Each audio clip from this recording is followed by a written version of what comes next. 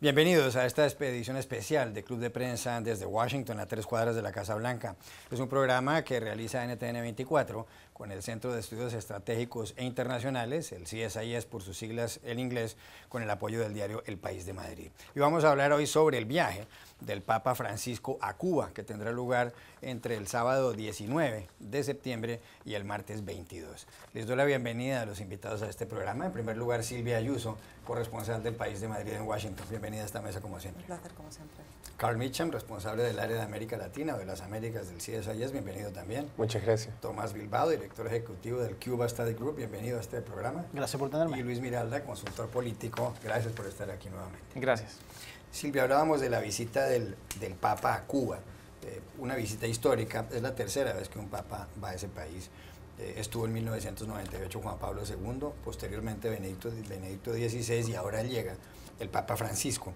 Va a aterrizar en Cuba el sábado 19 en la tarde y después visitará, por supuesto, al presidente del Consejo de Estado, a Raúl Castro, pero sostendrá encuentros con los jóvenes y demás hasta el lunes 21, cuando saldrá a la ciudad de Holguín, en donde tendrá, por supuesto, algunas ceremonias religiosas, y el martes 22 dará una misa en la Basílica Menor del Santuario de la Virgen de la Caridad del Cobre, hasta que más adelante tomará un avión para aterrizar aquí en Washington, en la capital de los Estados Unidos. Usted fue corresponsal en La Habana varios años. ¿Cuál cree usted que es el principal efecto que va a tener esta visita del Papa?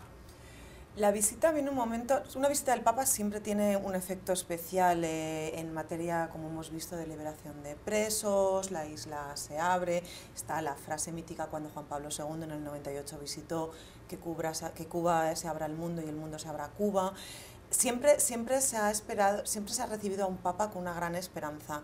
En esta ocasión creo que es más aún porque el Papa llega, como tú mismo has dicho, va de Cuba a Estados Unidos, llega en el momento histórico en que se está consolidando, está afianzándose el proceso de normalización de relaciones iniciado hace menos de un año y por mediación especial del Papa. El Papa ha tenido un papel muy importante en todo este proceso. Entonces, creo, la misma Iglesia Católica lo ha dicho en estos días previos, que se recibe al Papa con una especial esperanza en esta ocasión. Se espera mucho en materia de que pueda afianzar el proceso, que le dé una validación extra, ya la ha dado, pero que lo dé con su presencia, que se reúna con los jefes de Cuba, que luego vaya a ver a los líderes de Estados Unidos. Yo creo que tiene un significado muy, muy grande en esta ocasión. ¿Cuál puede ser el principal efecto de esta visita del Papa? Por lo menos como se ve desde aquí, yo creo que ayuda a solidificar la normalización entre Estados Unidos y Cuba. El Papa jugó un rol muy importante en ese proceso. Le dio un marco espiritual a un proceso que yo creo que necesitaba un tipo de medio ambiente de reconciliación. Creo que eso va a ser muy importante en este proceso yendo hacia adelante. Pero en cuanto a realmente también ayudar que a muchos que estaban ya en un proceso, yo diría, de evolución en cuanto a normalización, les ayudó a volver más o menos a la mesa en cuanto a considerar nuevas maneras de seguir esta política yendo hacia adelante. Creo que también realmente lo que hace es que divide la oposición en cuanto al tema aquí y hace que sea mucho más chica y creo que dentro de lo que está pasando aquí, las campañas presidenciales y la minoría muy ruidosa que todavía existe dentro del Partido Republicano que está en contra de esta situación, creo que hace que ellos se vean como si son una excepción muy pequeña y que realmente hay una masa crítica que está interesada en reforma de esta relación. ¿Qué espera usted, Tomás, de la visita del Papa a Cuba? Creo que la visita del Papa ayuda, y Carl estuvo muy acertado en usar la palabra reconciliación, también abre la vía para facilitar ese proceso de reconciliación entre el exilio, los americanos radicados fuera del país y los que están adentro, ¿no? Así que creo que va a ser un empuje muy grande para el proceso de normalización, no solo entre Estados Unidos y Cuba, sino un proceso de normalización entre los cubanos. El Papa Juan Pablo, como dijo Silvia, dijo que Cuba tenía que abrirse al mundo y el mundo a Cuba. Ahora estamos viendo que 500.000 de cubanos americanos están viajando todos los años a la isla y creo que el Papa puede ayudar a que ese proceso tenga un efecto multiplicador, ¿no? Creo que lo han dicho todo, pero quiero recalcar el punto de que la reconciliación en particular con los cubanoamericanos es muy importante, ¿no? Hay varias personalidades importantes que con las visitas pasadas lograron poder iniciar ese proceso interno de poder aceptar una vía nueva en cuanto a la relación entre Estados Unidos y Cuba, y eso ha ido consolidándose. Creo que esto permite que coja aún más fuerza y que también muestre, como lo decía Tomás, que en la oposición en el Congreso, la oposición pequeña que existe, que quiere prevenir la normalización y todavía frenar el progreso que se ha logrado, que realmente se van a ver pequeños en contraste. Tomás, Cuba es un país en donde hay un régimen de un solo partido, una dictadura desde el 1 de julio de 1959, cuando triunfó la revolución castrista. Ha habido momentos en que se ha presentado algo de apertura en ese régimen, pero después de Fidel Castro, de haber estado en el poder tantos años, Fidel Castro, ahora está su hermano Raúl. Fidel es un hombre que tiene ya 89 años.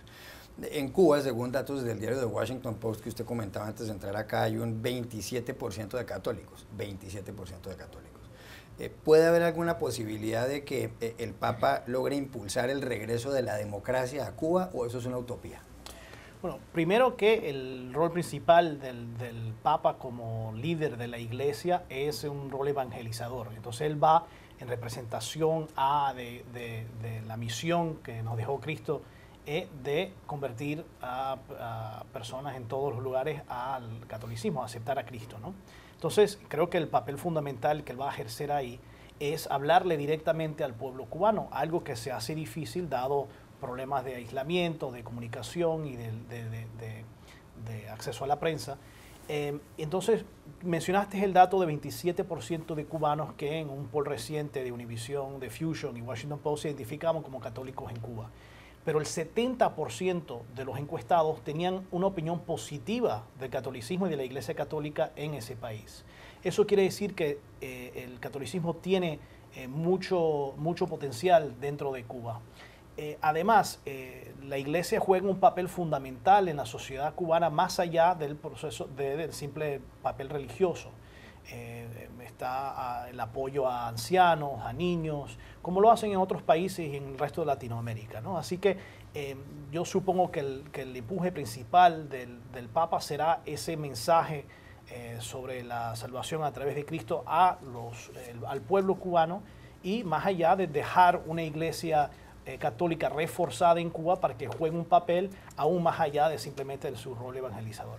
Aquí en un artículo en Reuters recientemente decían que es como la mayor ONG en Cuba, ¿no? y que tiene todavía el seguimiento de la fuerza que tiene la Iglesia Católica es muy grande. De hecho, por eso en las primeras décadas del régimen, del gobierno de los Castro, la Iglesia fue más ninguneada que otras instituciones, y se le intentó quitar poder por algo.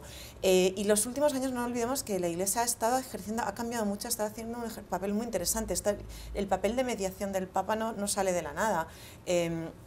Ya desde 2010 el cardenal Ortega, Jaime Ortega, del arzobispo de La Habana, tuvo un papel clave en el proceso de mediación a través con el gobierno español de la liberación del resto de los presos. Eran 52 de los 75 de la Primavera Negra que quedaban. Fue una negociación en la que la Iglesia fue el catalizador, y la Iglesia se ha convertido todos estos años a través de sus publicaciones, Palabra Nueva, cada vez más también en foros online, en las homilías, se ha convertido en el catalizador, en el portavoz, en el altavoz de las esperanzas, de los anhelos y de las críticas de la sociedad. El hecho de que en Cuba, un país de 11 millones de habitantes, se hubiera puesto en marcha un proceso para poner en libertad a 3.522 presos, antes de la llegada, por supuesto, del Papa Francisco, es esperanzador en el sentido de que puede haber algún tipo de apertura durante el viaje del Papa. No es este el número más alto de presos que se han liberado, pero es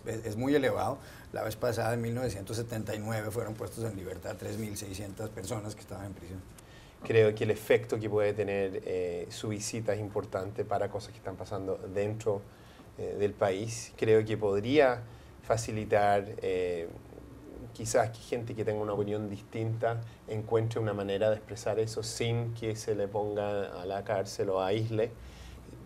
Creo que estamos en un momento especial, de todas maneras, porque Raúl es presidente, Raúl Castro es presidente, porque le queda menos tiempo como presidente por la normalización. Potencialmente esto puede tener un significado mayor, es verdad, pero los cambios que hemos visto en Cuba, y hemos visto cambios muy rápidos durante los últimos 7 meses, no sé si van a poder mantener esta velocidad. Y creo que esto es importante porque permite que esto siga, ¿no? Pero si estamos hablando sobre los mismos temas en 6 meses, de que ahora volvieron a poner los mismos presos que sacaron durante la visita al Papa a la cárcel nueva, realmente no hemos hecho, no tuvo el impacto que ojalá tuviera. ¿Ah?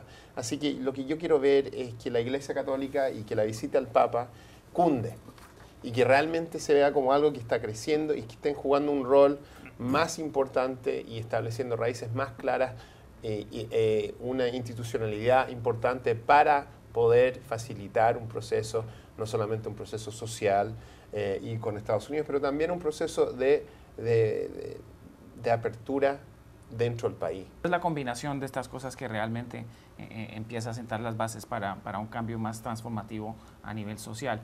En cuanto a los presos, también hay que ver que la declaración de quienes están saliendo incluye que no van a soltar a nadie que haya cometido crímenes contra la seguridad del Estado, entonces no queda claro que haya presos políticos entre ese grupo. Con algunas excepciones humanitarias, dice el comunicado. Con algunas excepciones humanitarias. Entonces la realidad es esa, que tampoco es importante, es significativo, pero muchos de estos son delitos menores.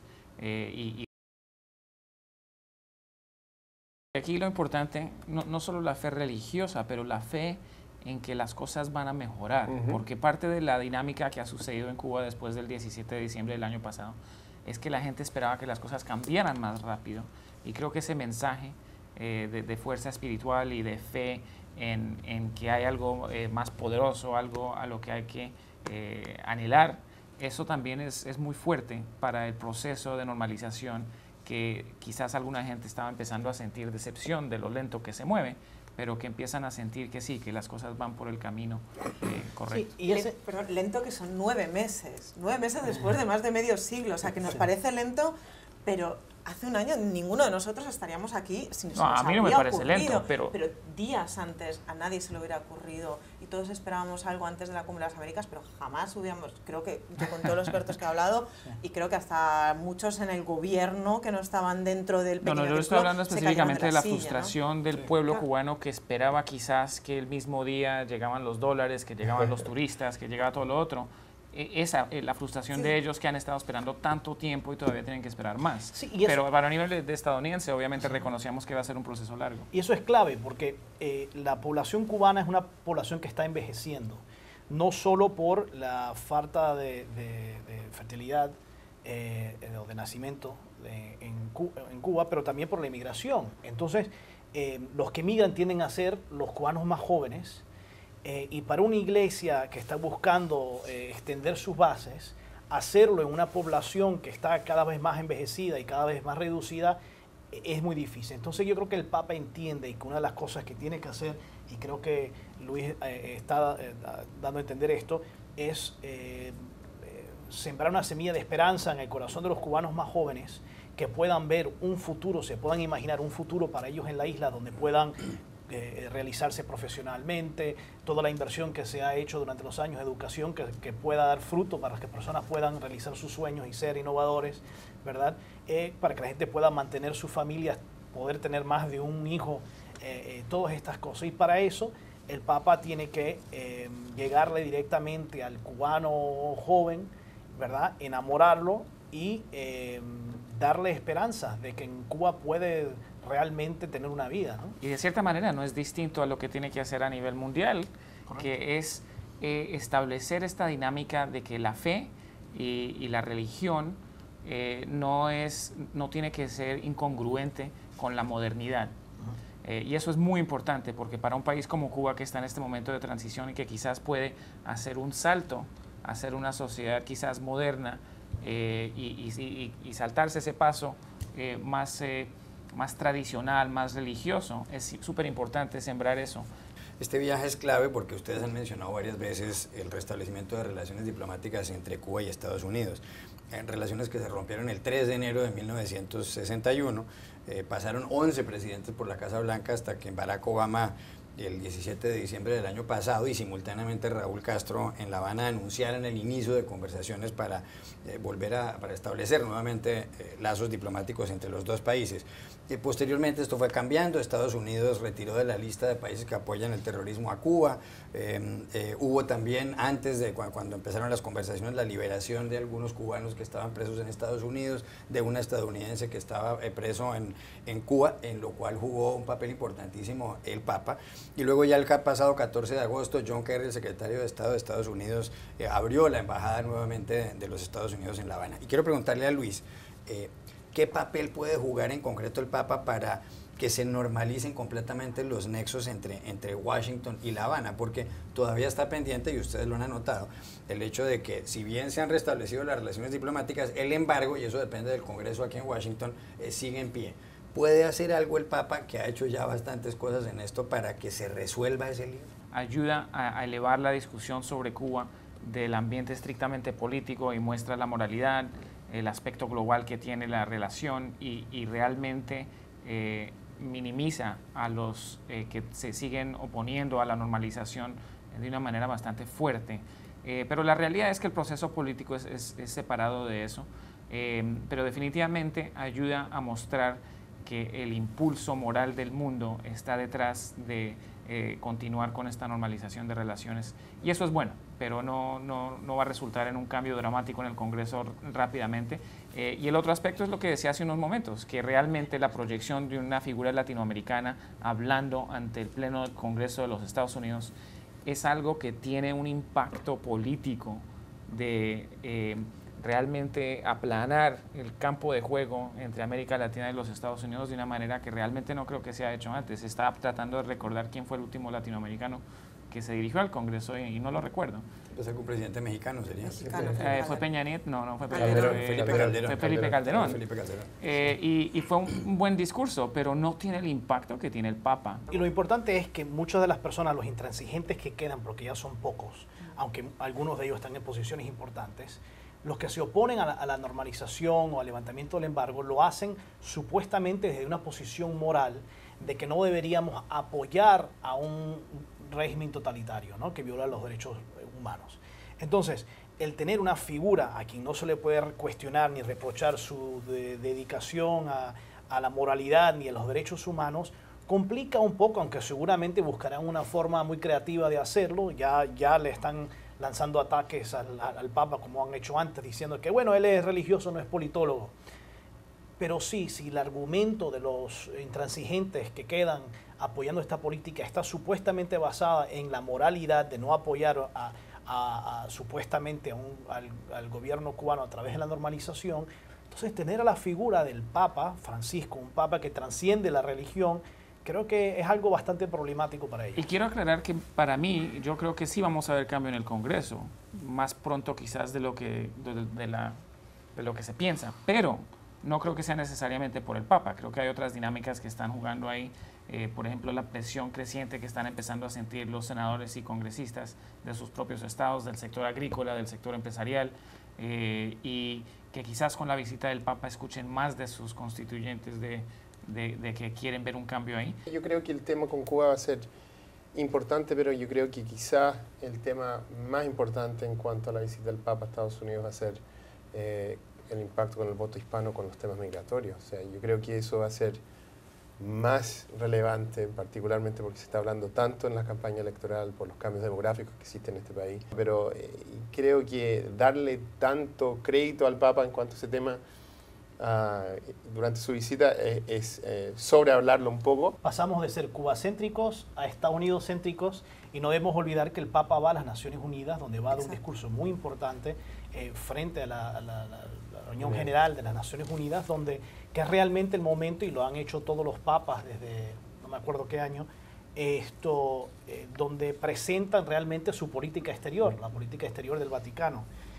Y es ahí donde yo creo que el Papa realmente va a hacer énfasis en el tema migratorio, en el tema del clima y otros temas importantes, y creo que eso puede tener un efecto también en el trato que puedan tener otros países con Estados Unidos y con Cuba. Por ejemplo, si el Papa llegase a hablar del tema de derechos humanos en un ambiente como las Naciones Unidas, donde es importante la cooperación internacional para, en el momento que la Unión Europea está en proceso de normalización también con Cuba, puede ser muy importante.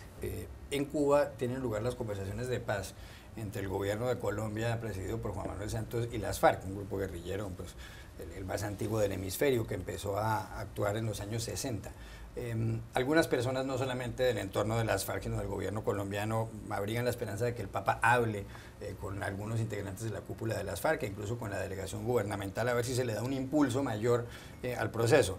Faltan aún por negociar temas claves ahí, como por ejemplo si los de las FARC van a comparecer ante la justicia y de qué manera lo harían, o como por ejemplo si van a entregar las armas. Desde el Vaticano se ha dicho que no va a haber tal encuentro entre el Papa con los señores de las FARC, pero por supuesto todo esto es susceptible de cambios, y más pensando en este Papa, que ha sido un hombre que sorprende, que tiene conductas inesperadas, que llama la atención. ¿Cree usted que eso puede ocurrir? Y sobre todo, si ocurre, ¿cree usted que eso le daría un impulso al proceso? No sé si ocurra tan tarde, porque creo que ya tendríamos una idea de que va a suceder si lo estuvieran planeando, pero si sucediera, creo que le daría un buen impulso y que sería bueno, y me gustaría verlo, pero no creo que con la agenda tan complicada y los movimientos tan difíciles que son de mover un Papa, que no esté ya programado. ¿Está de acuerdo con Luis? Yo creo que el Papa debería hablar sobre la crisis humanitaria que existe en la frontera entre Venezuela y Colombia. Quizás los temas de FARC no van a ser temas de centro, pero hay grandes problemas que están ocurriendo en la frontera. Hay un desmovilizamiento de gente que no la están atendiendo bien por razones políticas, una crisis política, yo diría, no de necesidad, y ojalá que el Papa hable sobre esos temas también.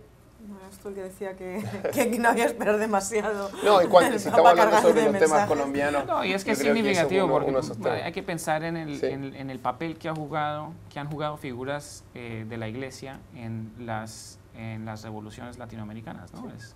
Sería poderoso. Es cierto. Gracias por haber estado aquí, Silvia Ayuso, Carl Mitcham, Tomás Bilbao y Luis Miranda, y gracias a ustedes por haber estado con nosotros en este especial de NTN 24 con el Centro de Estudios Estratégicos e Internacionales, el CSIS, y con el apoyo del diario El País. Hasta la próxima.